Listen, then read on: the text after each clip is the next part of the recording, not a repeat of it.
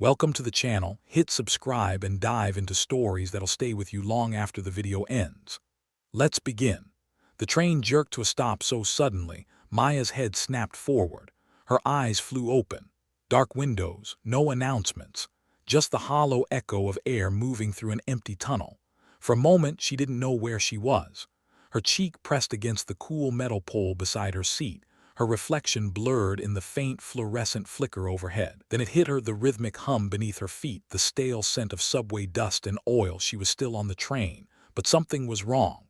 The car was nearly empty now.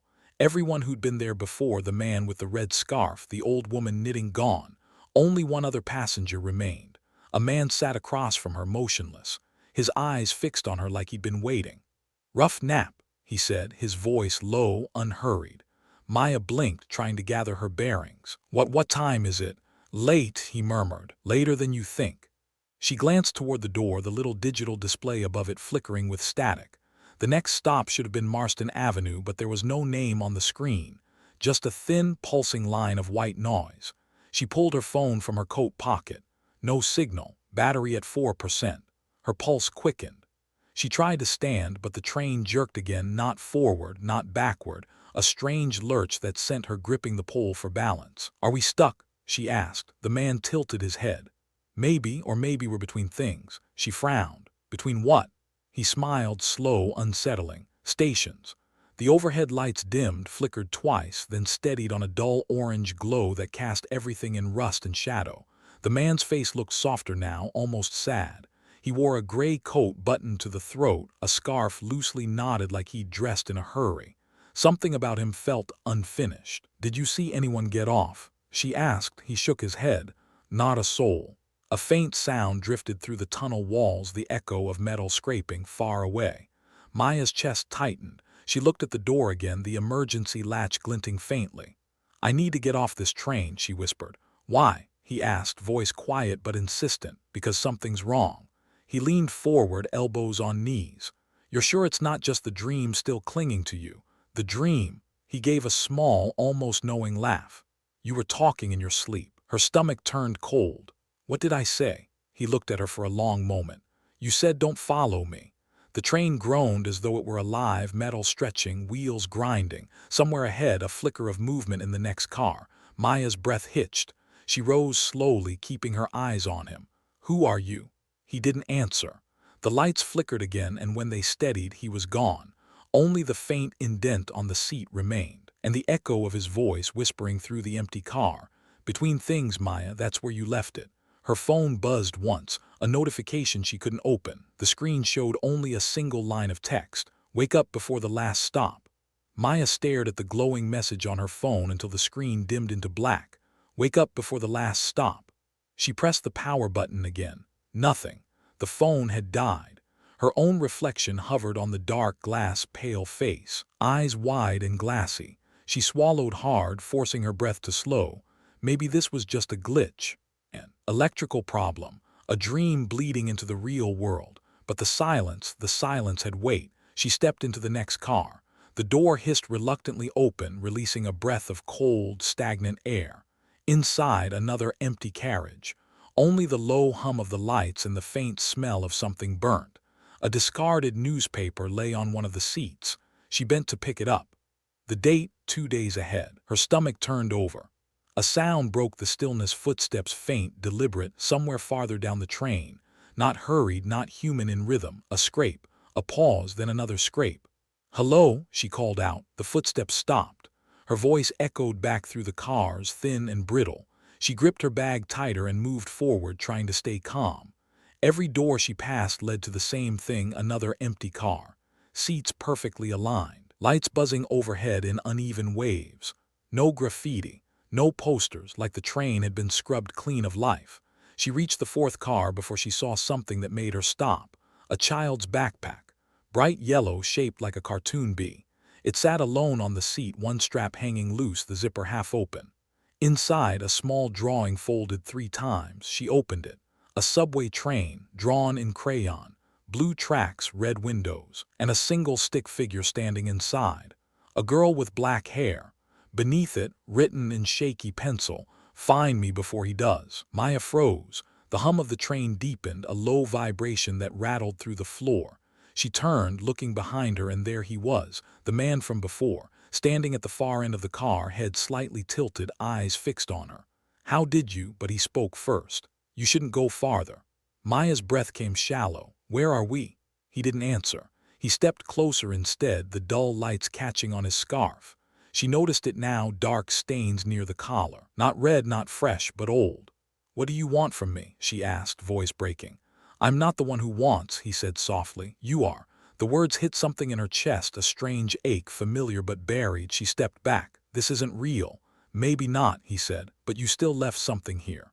"What are you talking about?" He raised his hand slowly, pointing to the window. Outside, the tunnel walls had changed, no longer black concrete. They were covered in moving light, flashes of memory, her apartment door, a hallway, a scream. Her body tensed. She didn't remember the scream. The man's voice turned low, almost kind. "You do, Maya, you just buried it." A sharp bang tore through the train. The lights flickered again, brighter this time, blinding white. When she opened her eyes, the man was gone again. But the backpack, now it was sitting beside her, and from inside it something buzzed. A phone, not hers. The screen lit up. Unknown number. She hesitated, then answered. A child's whisper came through the line. "Please don't let him find me."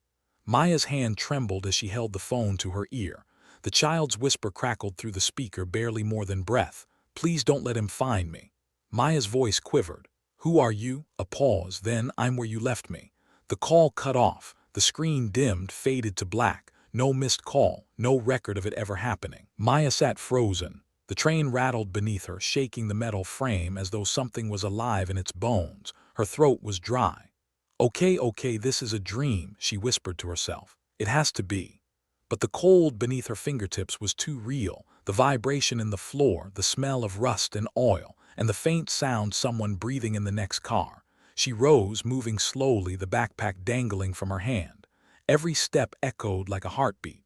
When she reached the door, she hesitated, watching her reflection in the glass, pale, disoriented, afraid. The reflection moved, but she hadn't. Her reflection blinked once, then smiled. Maya gasped and stumbled back.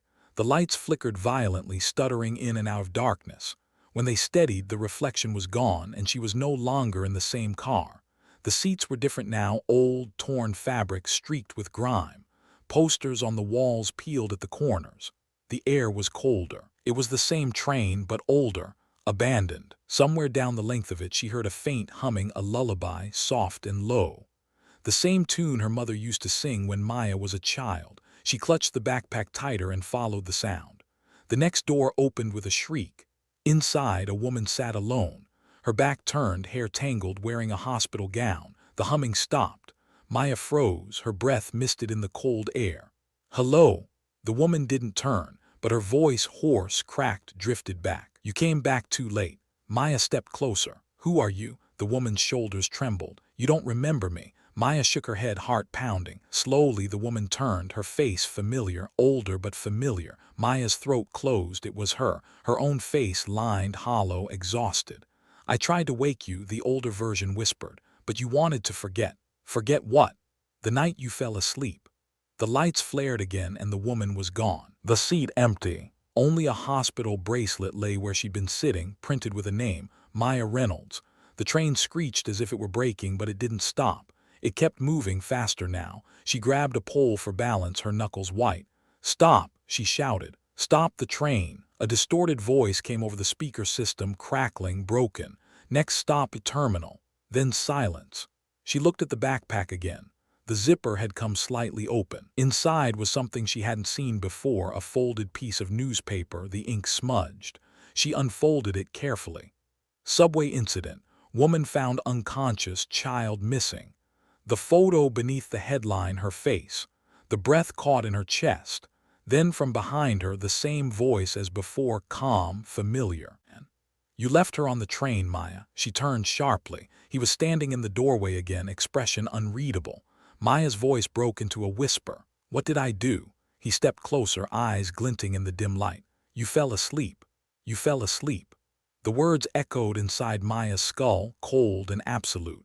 She wanted to scream that it wasn't true, but part of her already knew it was. The man stood inches away now, the orange light washing over his features. For the first time she saw it clearly, the faint outline of a badge clipped to his coat. A transit officer's ID, smudged, burned at the edges. He wasn't just some stranger, he belonged here. "What happened?" she asked, her voice shaking. He tilted his head as if listening to something distant. "The night of the power outage," he said slowly. "You were the last passenger on the southbound line, you and a child." Maya's heart stuttered. "A child?" He nodded once. "Your daughter." Her stomach dropped. "No," she whispered. "No. But flashes came unbidden, tiny, sharp shards of memory. A small hand clutching hers. A tired voice asking, "Mommy, are we home yet?" The gentle rock of the train, her own eyelids growing heavy, and then nothing. The man's voice cut through the memory. "You never woke up at Marston Avenue. The train kept going. When it finally stopped, only one of you was still there." Maya pressed her palms to her temples, shaking her head as tears blurred her vision. "Stop it, didn't?" She wandered off the platform looking for you. The lights were out. Nobody saw her fall. Maya's knees weakened. She sank onto the nearest seat, her breath coming in ragged bursts. "No, please," he crouched in front of her, his voice softened. "You've been riding this train ever since." She looked up at him through trembling hands. "I'm dead." He hesitated. "Not exactly." The train jolted.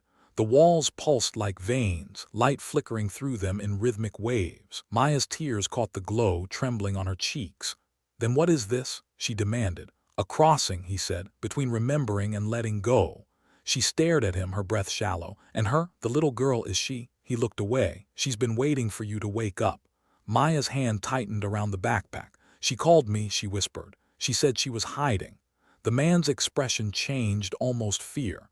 "If she called, it means she hasn't crossed. She's stuck too." "Then take me to her." He shook his head. "I can't." "Why not?" "Because you're the one keeping her here." The train lurched again, faster now, the lights outside turning to blurs of white and gold. Through the window she saw glimpses, flashes of her old life, the hospital room, her mother's face. A small coffin draped in white flowers. Maya pressed her hands against the glass. "No, that's not. You have to open the door, Maya." "What door?" He pointed to the end of the car. There, beyond the final set of sliding panels, a narrow corridor glowed faintly, soft blue light spilling from it. "That's where she is." Maya stood, gripping the pole for balance. The man's voice followed, low and heavy. "If you walk through, you won't come back." She turned toward him, tears streaking her cheeks. "Then what am I supposed to do?" He held her gaze. "Decide." The doors hissed open. Blue light spilled into the car, bathing everything in an otherworldly calm. And from within that glow, a small voice called her name. "Mama." The word cut through the air like a thread of light, pulling Maya toward the open doorway. Her body trembled, her mind split between terror and longing. The man stayed behind her, silent. Only the steady hum of the train filled the space between them. Maya stepped forward. The blue light shimmered, soft and alive, wrapping around her like breath. Each footstep echoed differently here, slower, heavier, as though time itself resisted her moving. At the end of the corridor, a small figure stood. A girl no older than 6, dark hair in uneven pigtails, bare feet against the cold metal floor, her daughter. Maya's throat tightened. "Emma." The child turned, eyes wide and shining. "You came back." Maya dropped to her knees, tears spilling freely now. She reached for her, but her hands met only cool air. Emma smiled sadly. "You can't touch me yet." Maya's heart broke open. "I'm so sorry, baby. I should have never fallen asleep." Emma shook her head. "You were tired, Mama. You were always tired." The words struck her like a whisper from another lifetime, late nights, work shifts, the exhaustion that never left her bones, and the promise she made that night, just one stop, then home. Maya swallowed the ache in her throat. "They said you fell." Emma's gaze flickered down. "I don't remember falling. I just remember looking for you, and then everything went quiet." Behind them, the train rattled, growing louder, faster. The man's voice drifted faintly from the other car. "It's almost the last stop." Emma turned toward the sound, then back to her mother. "You can't stay here, Mama. If you do, you'll keep going in circles." Maya shook her head, panic rising. "I can't leave you. You don't have to." Emma pointed toward the window. Beyond it, the tunnel was gone. In its place, a vast expanse of light like morning breaking through fog. Maya stared, breath trembling. "Is that?" Emma nodded. "Home?" For a moment everything slowed, the flicker of light on her daughter's face, the fading rumble beneath her feet, the pulse of her own heart. Then the man appeared again, his expression softer than before. "It's time," he said quietly. Maya looked at him through tears. "Will she be safe?" He nodded once. "She already is. You're the one still wandering." Maya turned back to her daughter. Emma's hand was outstretched now, not solid but luminous. Maya hesitated only a second before placing her palm over it. Warmth bloomed through her chest. For the first time since waking, she felt weightless. The lights in the train began to fade one by one. The noise dimmed into silence, and with a final exhale, Maya whispered, "I'm ready." The doors opened, a rush of wind, then light. When it cleared, the seats were empty, the car still. Only the faint hum of power remained, fading slowly into the dark. At the next station, a maintenance worker stepped aboard. He frowned, looking around the silent car. On the seat nearest the door, he noticed something small, a child's yellow backpack. Inside it, folded neatly, was a drawing. A train, two stick figures, hand in hand, and beneath it, written in shaky pencil, "We're finally home." Thank you for watching. Subscribe and visit the channel for more real-life psychological thriller stories.